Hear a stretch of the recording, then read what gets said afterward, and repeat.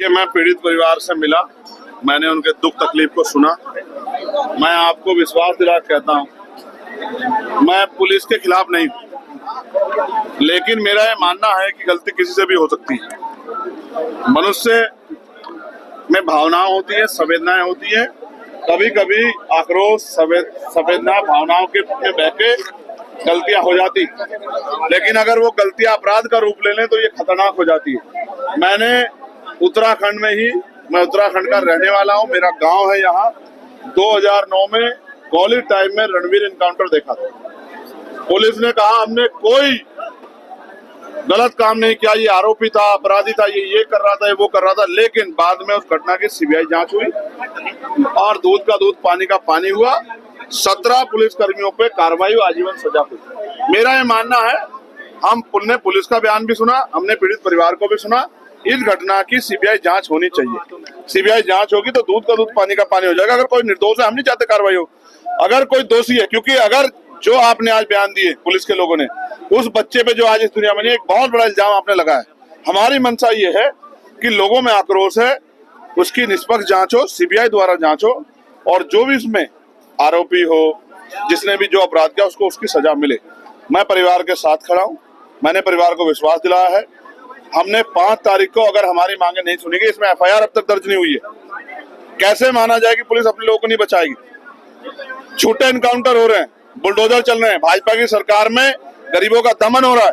तो हमने ये मांग की है कि हमारी मांग को सुना जाए, वरना 5 तारीख को, 5 अक्टूबर को एक बहुत बड़ा आंदोलन, अनिश्चितकालीन आंदोलन हम लोग जिला मुख्यालय हरिद्वार पे करेंगे और देश भर के अपने लोगों को वहां बुलाएंगे कि भाई लोग हमारी आके मदद करें और हमें इस लड़ाई को लड़ने में हमारे साथ खड़े हैं, और जिससे इस परिवार को न्याय मिल सके। मुकदमा क्यों नहीं लिख रही है पुलिस? भाई विपक्ष के साथी है, 21 एमएलए हैं उनके, एक एफआईआर नहीं दर्ज करा पा रहे। देहरादून में जो हुआ पुलिस ने किया, कोर्ट ने सजा की, सीबीआई ने जांच की, आम आदमी ने नहीं की। और वो राजधानी, जब राजधानी में हो सकता तो यहाँ क्यों नहीं हो सकता?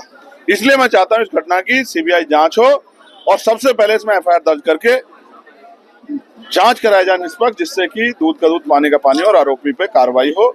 और क्योंकि एक बड़ा दाग, मैंने आपसे कहा, एक बड़ा सवाल है, जिस पिता ने अपना बेटा खोया है उस पिता को हमें जवाब देना।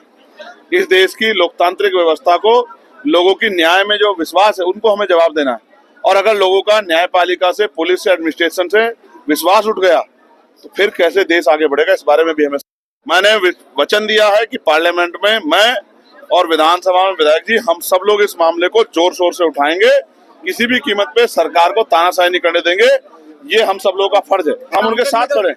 ये झूठे मुकदमे वापस कराने के लिए मैं फिर आपसे कह रहा हूँ, जेलों से नहीं डरते लोग, ये तो संविधान को मानने वाले लोग हैं। इसलिए हम लोग मांग कर रहे हैं कि जांच हो, और जांच होगी तो जब ये भी पता लग जाएगा कि किसी घटना को बचाने के लिए दूसरी घटना बनाई जा रही है, एक झूठ को छिपाने के लिए 100 झूठ बोलने पड़ता है। ये सब उसी की कहानी का एक हिस्सा है। इसलिए मैं कह रहा हूँ, हमारी मांग ये भी है कि झूठे मुकदमे वापस लिए जाएं। इसके लिए हम लोग 5 अक्टूबर की तैयारी कर रहे हैं कि 2 अक्टूबर को गांधी जयंती हो जाएगी और 5 अक्टूबर को हम लोग फिर क्रांति जयंती का हम लोग उद्घाटन करेंगे। देखिए, वो सभी भाई चंद्रशेखर जी ने कह दी हैं, और मुझे लगता है कि इनके कहने के बाद कुछ बचा नहीं है कहने को। इस परिवार को न्याय दिलाने के लिए एक क्रांति की जरूरत है, और उस क्रांति का आह्वान भाई चंद्रशेखर जी ने कर दिया है। और ये अलख जो है अब तब तक लगातार जलती रहेगी जब तक इस परिवार को न्याय नहीं मिलेगा। एक अनिश्चितकालीन धरने की घोषणा इस मंच से की गई है।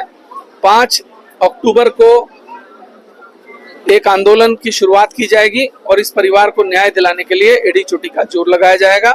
और जैसा कि भाई चंद्रशेखर जी ने कहा कि देश भर से लोगों का आह्वान होगा, यहीं के नहीं, मैं उत्तराखंड के हरिद्वार जनपद के हर बच्चे से, हर व्यक्ति से अनुरोध करता हूं, आग्रह करता हूं कि घरों से निकल और मुस्लिम को न्याय दिलाने की लड़ाई में हमारा साथ।